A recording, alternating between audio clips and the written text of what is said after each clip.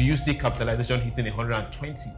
It's going to keep going. It's going to keep rising. Actually, let me use that word, a better word, because again, I feel like one of the mistakes that Dangote probably made at the early stage of coming to the market to play the game is trying to shoulder it alone. The government cannot shoulder it alone. So you as a private individual cannot shoulder it alone. It's a wash in hand together. So like I said earlier, if you are doing this, for the human development, for a better society, then you have to come together to work alongside with other private individuals, private investors, and the government. And that's the way you can actually make profits in this market. This is Souq business landscape. Now, oil and gas shares, they surged at the NGX to a record high. They pushed, and they pushed through. The Nigerian Exchange Limited closed the week at a historic peak. A strong buying in oil and gas stocks pushed the all share index to a record 171,727.49 points. Total market capitalization rose to 110.23 trillion, receiving a weekly gain by renewed investor confidence and positive sentiment around ongoing corporate earning releases.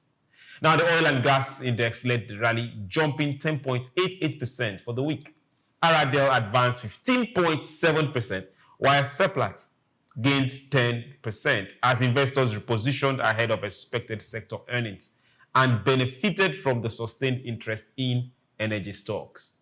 Now, the strong performance reinforced oil and gas as the market's top performing sector during this particular period. Gains spilled into other sectors though, with the industry and industrial goods index rising 4.36 on the back of Dangote Cement, up 7.1%, and WAPCO added 6.4%. The banking index also climbed 3.6%, supported by price increases in Weber Bank, up 6.8%, and FBN Holdings, which rose 4.6%. For a while now, people have always looked at the oil stocks as stocks reserved for the big boys, majorly because of the cost of one unit of the shares. And people were thinking that maybe there's going to be a reversal, then I will come in. But instead of seeing reversals, they are not slowing down. You still have to cough out over 1,000 to buy shares of Seplat. Well over 1,000. And the same thing is happening with Aradel. Same thing is happening with, it used to be Julius Berger before, but now, Do you ever think those shares are going to slow down? For now, I don't see the shares slowing down, except God forbid, we experience something like COVID where the whole world shut down. That's when oil stock can reverse. And, the driver of the oil industry, the GMD of NNPC, is somebody that is a captain in that industry. And he's making all the right calls. Everybody in that sector, the oil and gas, they are happy to have somebody like Mr. Bayo Julari to steer the industry, to drive the industry, because he's a big industry player. He understands the industry, and that is why so much investment is pouring into the industry. You made mention of Seplat. He is the same person that did the Seplat deal before he got into the NNPC office. He was the one that, led the team that did the acquisition of ExxonMobil by Seplat. So when you have people like that, thorough technocrats, he's not a politician, he's not a political appointment, to drive the industry that they understand and they have good intentions. So far, everybody from the sector have come to hail the president and have vowed to support the president in the coming election, just because of the reform that is going on in that industry. I'll give you a bill when you're done with this conversation. I'm not campaigning for the president. I'm just telling you. I'm just stating the fact. You're free to, but we'll still give you a bill. Right. Okay, good. So, and that is what we want to see across other sectors too. So, round peg and round hole, enough of political and appointment that is, nepotism. We want the right people in the right places to make the right calls to drive the country forward. Okay. Make the right calls, right people pushing the country forward. Now, we saw, beginning of 2026, we saw our capitalization of the NGX climb for the first time to 100 trillion. This is just February. It has gone over 110 trillion, thanks to a very, very major highs from the oil sector. Now we are looking forward to other sectors also trying to catch up. But right now, they are the babies we are clapping for. How can we start seeing others? Their price per unit might not be as much as that of the stocks in the oil sector, but at least people might buy more. How can we start seeing others measure up? So first, one major point that we've seen with the oil industry is that it's capital intensive, and we understand now that at the end of the day, the government cannot shoulder it alone.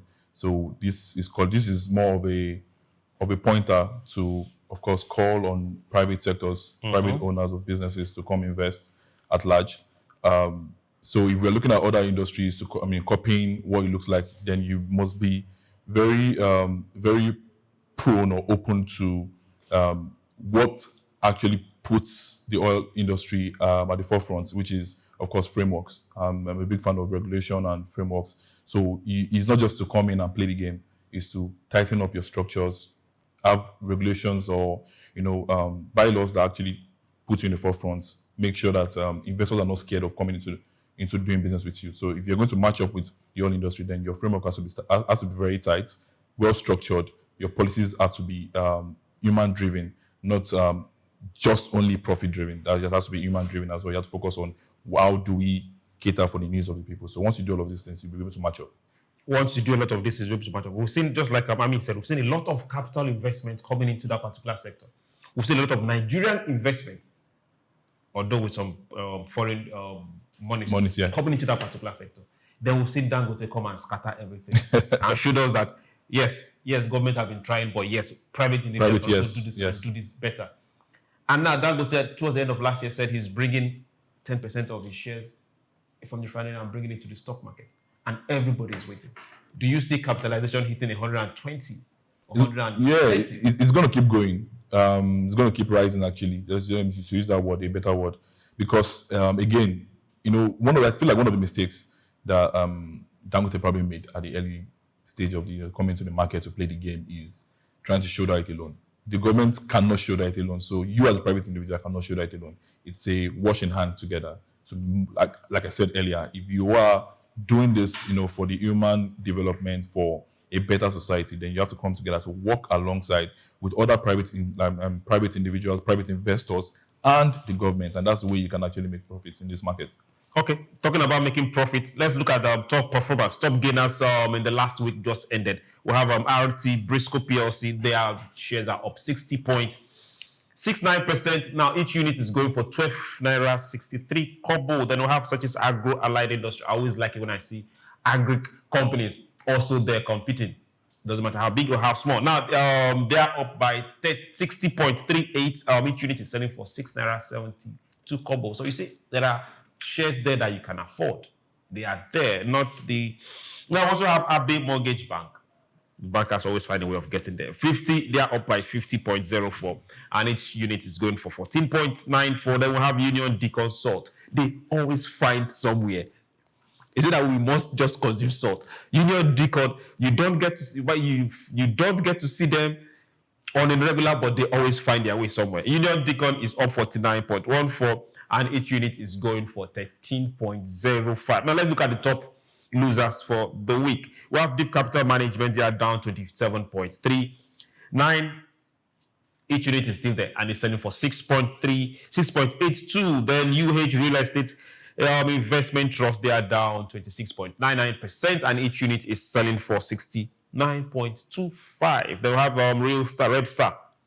Yeah, the one They are down 17.55%, and each unit is going for 17.15. Then lastly, we have UPDC Real Estate Investment Trust. They are down 12.29, and each unit is selling for 7.88. Also, several insurance companies also finished the week on the loss. So we'll get to watch them what's happening this week, and we'll give you the full information. Always know that the market is open for you. Do your due diligence, try finding out, and let's grow our stock market.